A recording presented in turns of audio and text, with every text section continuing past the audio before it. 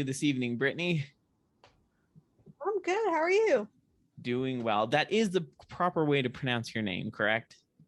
It Okay, is. okay. It's Brittany. Perfect. The spelling is something so unique I've not seen before, but I thought that it was Brittany. So thanks for clarifying that.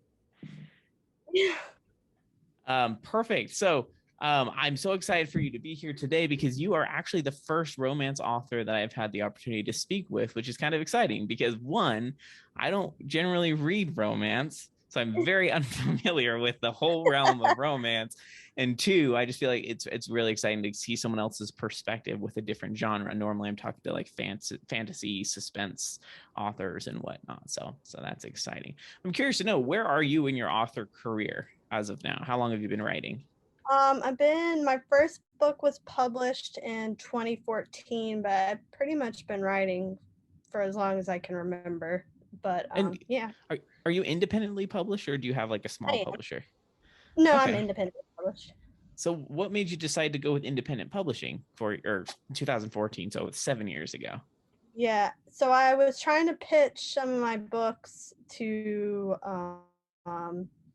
different, agents, because with the big publishers you have to have an agent, and I just kept getting like the response like, this isn't what it's not selling to market, or you're not in our like market right now. Because I think when I first started out, dystopian was really big, and then that's about when like a lot of the bigger romance things came out, and I kept having agents saying, you need to add sex or whatever to your books. I'm like, this is not what I want to do. I don't want to have somebody telling me how to write or what to write. So I had a friend that was like, you should try looking at indie publishing. So I'm like, okay. Started doing some research and was like, okay, let's just do it. Let's just try it. And if I don't like it, then what have I lost? Like just some time and a little bit of money. Yeah. I'm so excited that I did that, because I have friends that are on both sides, and they say, you have to give up so much control to a publisher, whereas independently, I get to make all those decisions and I can write on my time. And with 4 kids, that's kind of important. I don't like being on strict deadlines, because like this book that I'm writing now, it was supposed to be out in August, and here we are, December. And I'm pretty much probably going to scrap it again and rewrite it, because I just don't like it.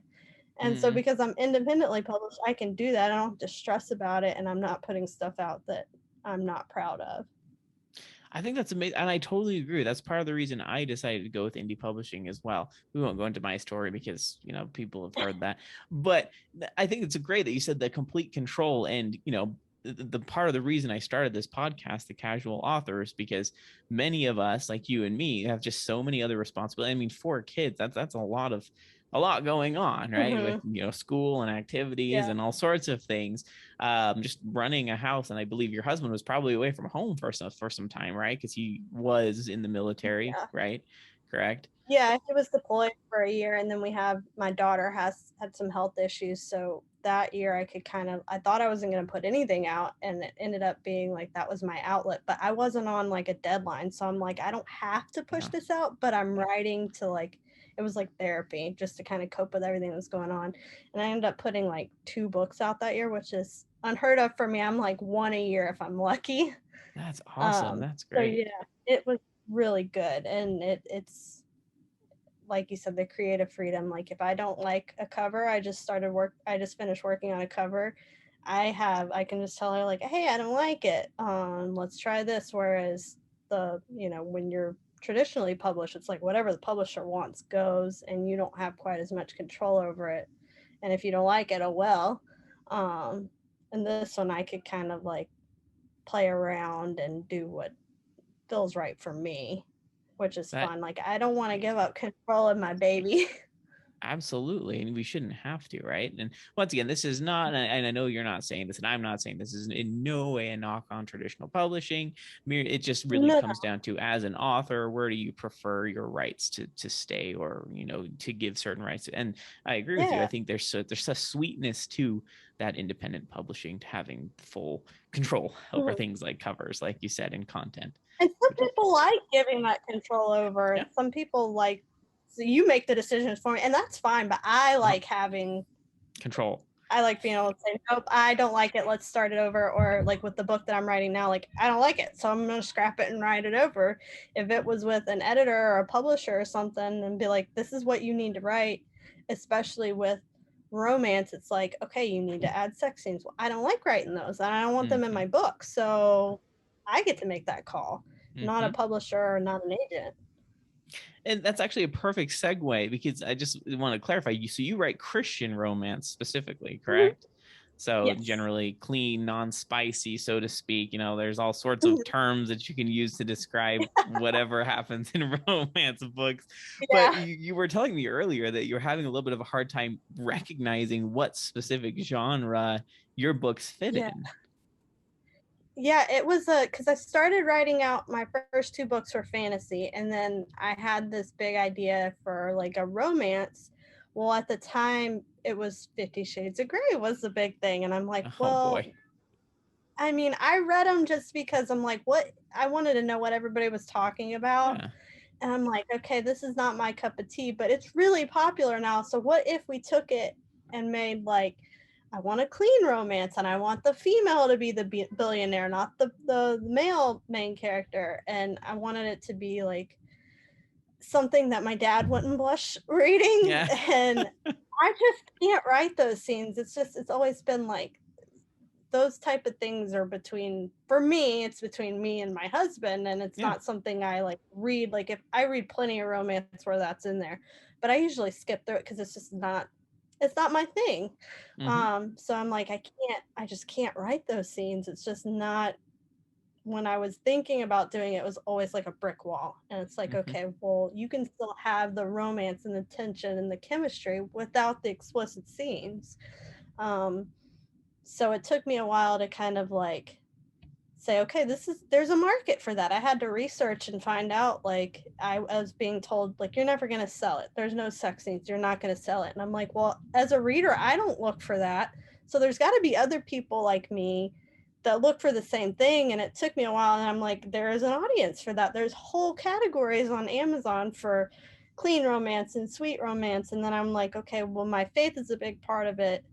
There's a whole genre of Christian romance and Christian mystery and Christian suspense. So I kind of jumped into that. And once I found that sweet spot and started writing like what I was feeling called to write and not what I thought would sell, I started, like, when I first made my first profit, I'm like, yes, like it's not much, but it's something when you're breaking even, or, putting money in for so long, when you finally make, even if it's a couple dollars, like that's a big victory for an author. So once I kind of like stopped fighting it and found that sweet spot, that's where things kind of turned around. And it's been really good. I'm really blessed. And I found a huge audience like TikTok and Facebook and all. Like people are looking for that kind of stuff. So it was fun to find other readers that are like, I've been looking for this kind of romance. I don't like the scenes, or it's just not my thing. Or I want to be able to read this. I think somebody messaged me and was like, I want to be able to read this with my mom. And she likes romances, but we can't read, romances with those scenes together. It's just not something you want to do with your mother. So that made me happy to hear other people say, like, I can read this with my mom, or I can read this with my teenage daughter, and I don't have to be afraid about, the sex scenes or profanity, which I didn't want in the book either.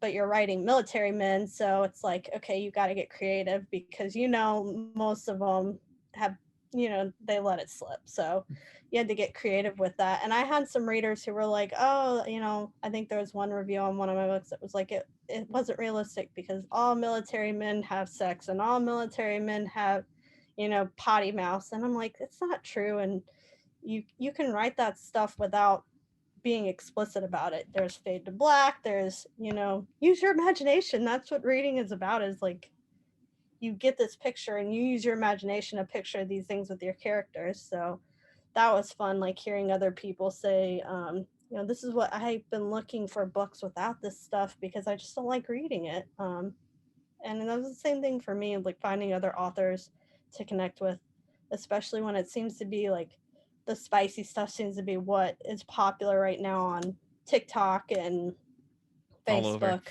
Yeah. Yeah. So I'm like, I'm finding more and more people, and I'm finding people that are saying thanks for sharing, because I've been looking for other authors. So I'm trying to put lists, like make lists of other non-spicy authors to suggest, especially across the different genres. It's not just romance. I mean, you're finding it in like sci-fi and all now, and the Fantasy for sure. um, yeah, it seems like that's becoming a big thing, and I'm like, well, there's still people like me that want it without. So I like looking for other authors and connecting with other authors that are kind of on the same wavelength as I am. Like, we're not looking to put that in our books. That's just not who we are. Mm-hmm. So it's been fun. It's been an experience for sure. Because when I first started connecting, it's with other romance authors. It's like everybody's spicy or Mm-hmm. semi-spicy. I'm like, there's none of that in my books. Well, I think it's great that you said, like, so you talked specifically earlier about creative control, which is one amazing thing about being an independent author. But two, you mentioned like there's this weird stigma for authors. There's this pressure sometimes for them to write to market, right? What they think readers want to read. And I'm like you. I don't write spicy stuff. I don't write profanity. Like if there's, I'm using quotation swear words in my books, they're often made up. They're not real words, right? It's Yeah. this fantasy world where I'm creating this new thing, which, you know, my fake swear words often tickle people. They think they're funny, but I don't mind. Like that's the type of stuff that I read. It's I've been reading since I was a kid, loved fantasy since I was a kid, and I've never, you know, delved into books with spice. And so, like you said, I just don't prefer to write that. But yeah, there is, like you said, there is this kind of weird stigma nowadays where if you don't have spice, it's not popular or can't be popular. But that's not necessarily true. You mentioned you found your market, you found your people, even though you kind of had to probably dig a little bit. And I think that's mainly because generally, because of the stigma around books, romance books specifically needing sex scenes, I think there's actually a lot of people that are a little bit not ashamed, but nervous to admit that they don't like to read spice. And this isn't a knock on anybody, but I'm the same way. Like I just wouldn't come out and be like, well, I don't read spice, right? Just because I'm a little bit not embarrassed, I guess. Just like we just kind of hide under the woodwork, so to speak. Yeah. So it's great that you found those people. You're bringing them out. They're like, yeah. Once I find other people, I'm proud to say, like, oh, yeah, I don't read spice. I don't read profanity. I prefer not to. And then you just kind of connect with each other, and it's great you found that market. But like, how did you go about finding that market? What kinds of things did you have to do to find those people? Lots of research, and spending a lot of time like browsing Amazon categories and trying to see, what people who were buying my books, what else were they buying. And it took a long time for that to kind of pick up, because I was miscategorizing my books for so long because I just threw them in romance because I didn't know any better. And I didn't really have a whole lot of people telling me what to do, like how to do things when I first started out, because the Facebook groups weren't as big of a thing when I first started publishing, and now you have all these really awesome groups, and networking through TikTok and on. It seemed to be like it wasn't that big of a deal even 7 years ago. I know that sounds crazy, but um, now it's like all these authors. I've had a couple authors that are like, hey, maybe you should try this category, maybe you should try this category. And I tried sweet category, and I'm like, wait, this is not really fitting the definition of sweet, because you have a lot of action. And I'm like, oh, suspense is actually a big thing too, and romantic suspense. So it took a lot of like researching and talking with other authors that have read my books, or that browse through them. They're like, hey, what would you categorize this in? And asking a lot of questions. The 20 books to 50K group has been a really big resource for me. Just even reading other people's posts, not necessarily posting on my own, but it's like testing the waters and seeing what other people are trying, and then trying it. And I love talking with other authors, because I'm like, what works for me might not work for you, but I'd like to hear what other people are trying, so that I can try it too. Because especially with like ads and stuff like that, it's really crazy. Like I do really good with Amazon ads, but not Facebook ads. Whereas I've had other authors that tell me the reverse. So it's like you have to try a whole bunch of things before you find the sweet spot for you. Which is tricky, but it makes a lot of sense, because what I write isn't going to be what you write, so your audience is going to be different, and what your audience looks for is going to be different. But it took a good 1.5 to 2 years to really find a good genre that wouldn't anger readers who are looking for the spice and pick up my book and don't realize, hey, this is not spicy. There's not going to be sex or swear words in it. And again, like you said, it's not bashing those. There's just people that just don't like to read that, and that's fine. That's what's so awesome about books, is there's something for everybody. Yep. And you just got to find the author that's right for you. And networking, that was a big thing, is like connecting with other authors like you. And I have a bunch of other author friends now that I talk to regularly, and bouncing ideas off of them, and finding like, hey, try this category or try this category and see if it works. And when I found that Christian romance and suspense, it was like, okay, I found my people. This is where it needs to be. And things kind of took off after that. So it's a lot of research and a lot of trial and error, mainly. Trying things, and if it doesn't work, try something else. But yeah, a lot of trial and error and research. So this is a very important conversation for someone like me. I've only been publishing. I published my first book in the middle of 2000. No, one was 19, I believe, was when I published my first book. So May 2019. Second one at the beginning of this year, and my third one just a couple months ago. But yeah, the whole category thing feels like this massive enigma. I mean, I've only recently tried to shift things around, give it a try, but it's really encouraging to hear someone who's been public for upwards of 7 years.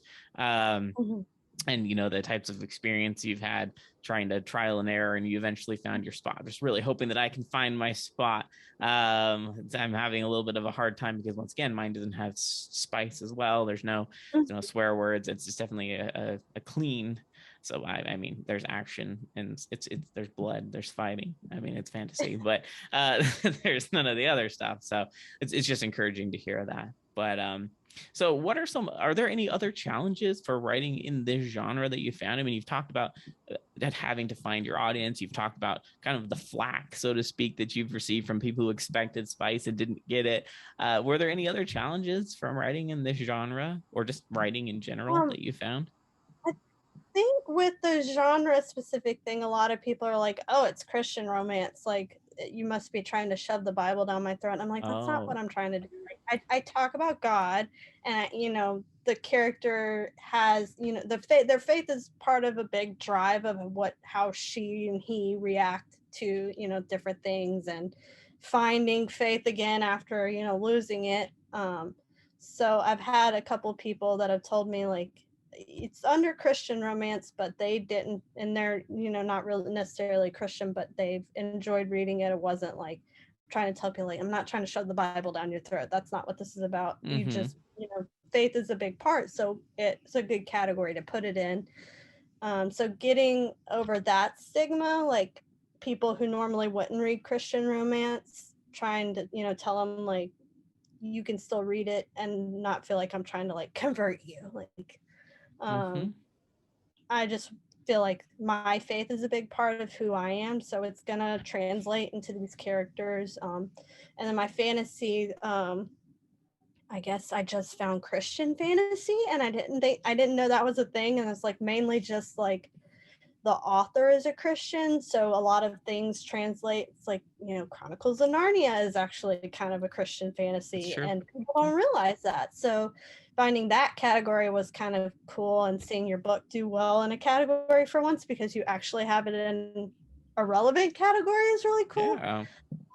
But getting over like the Christian label, I'm like, you can try it and read the first book, and if it's not your cup of tea, like, thanks for trying me. But trying to get other people that wouldn't normally read Christian romance, or some people are like, I've never read romance without the spice. Well, try it. Just try it. If you don't like it, cool, you tried a new thing. And I've had a couple people that said before, I would never try this, but they really liked that there was action and suspense, so that's what made them try the book out.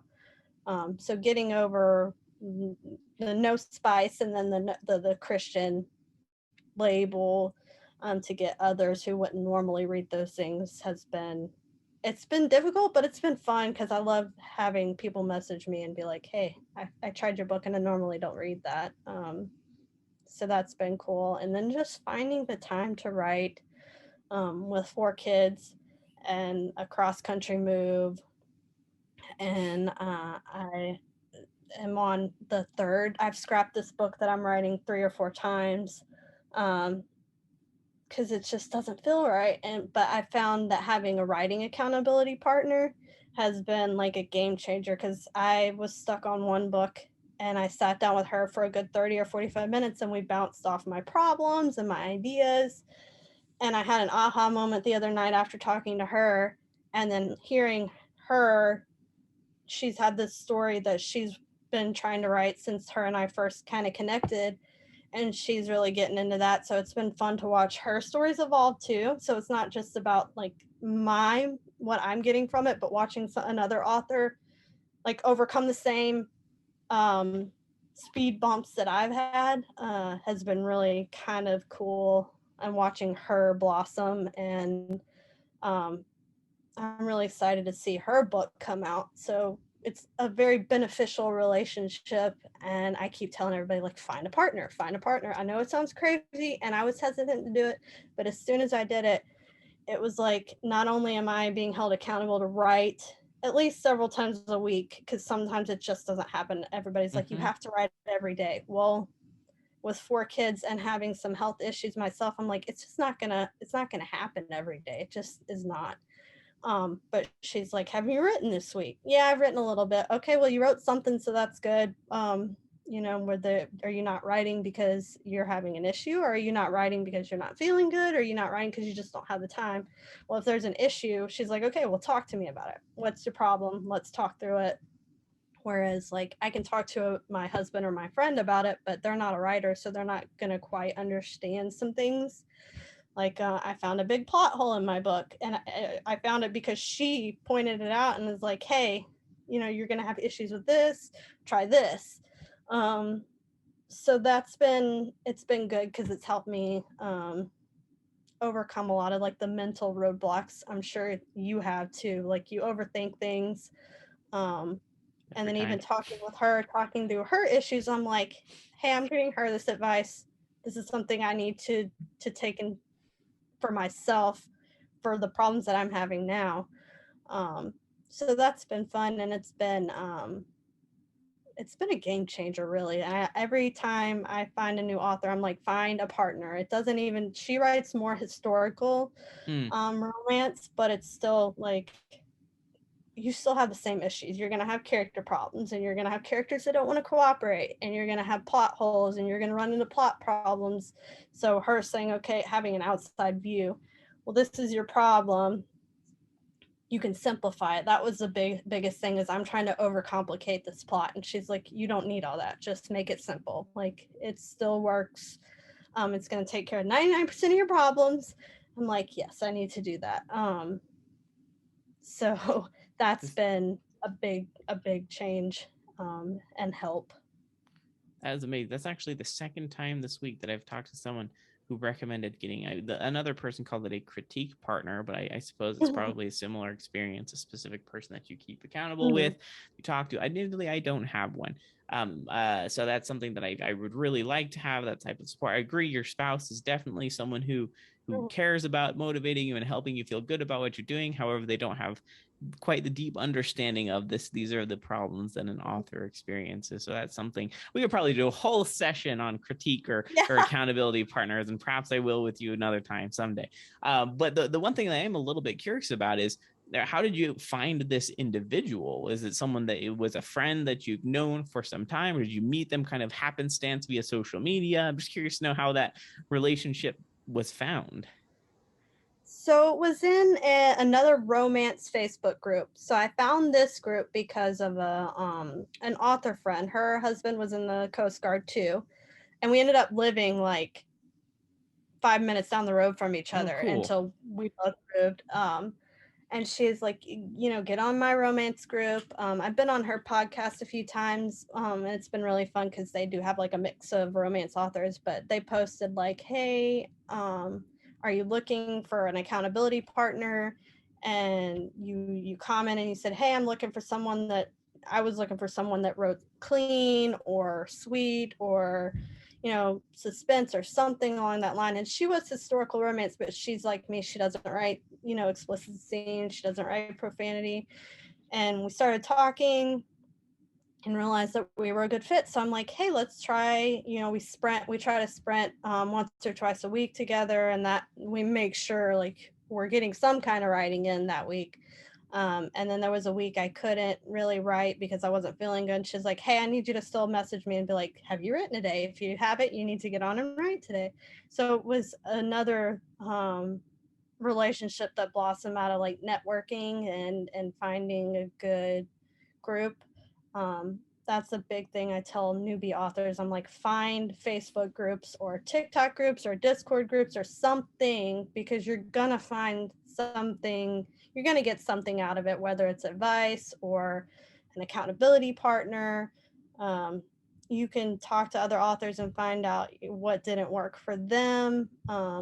Things I wish I had done differently when I started, things I wish I hadn't done at all, or things that, hey, don't spend your money on this, spend your money on that, because, as an independent author, you're in charge of editing, you're in charge of covers, you're in charge of marketing, and that all costs money. So I'm like, if I can keep another author from wasting their money, and using it to be, something that's going to help them more. Hey, try this instead. I found it worked better and I got more out of my money this way versus this way. Or, hey, who did you use for a marketing, or what marketing things have worked, like BookBub and all those other book apps. What worked for you?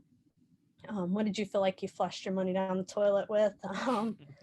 So networking, that's a huge thing, is find a group. Mainly on Facebook. I found more on Facebook, but I know Discord's becoming a really big thing with Mm-hmm. authors. It's one of those things where I'm like, I just don't have the time to keep up with another form of social media because we've got so much as it is. Yep, there's so many things to try to stay on top of. So I totally know how that is. I'm actually a part of a number of Facebook and Discord groups. And admittedly, I don't have tons of time. Yeah, casual. Let's just say that there's just so much going on. But well, I appreciate you joining me this evening. I'd love you to tell the listeners, where can they find you? Where can they find information about your books? Just let us know. I'm on Facebook under Brittany Armitage, and TikTok. I've been on Facebook and TikTok a little more. I can also be found on Instagram under my same name. I kept it simple because my name is complicated enough. And all my books are currently on Kindle Unlimited, Cool. Amazon and Kindle Unlimited. Excellent. And do you have a website as well that people can visit I by any do. chance? I keep forgetting that. It's just BrittanyArmitage.com. Okay, and the spelling of your name will be in the name of the podcast, just so that people can find it. But yeah, BrittanyArmitage.com, is that correct? Correct. Perfect. Excellent. Well, thank you again. I hope you have an excellent evening. Well, thank you for having me. For sure.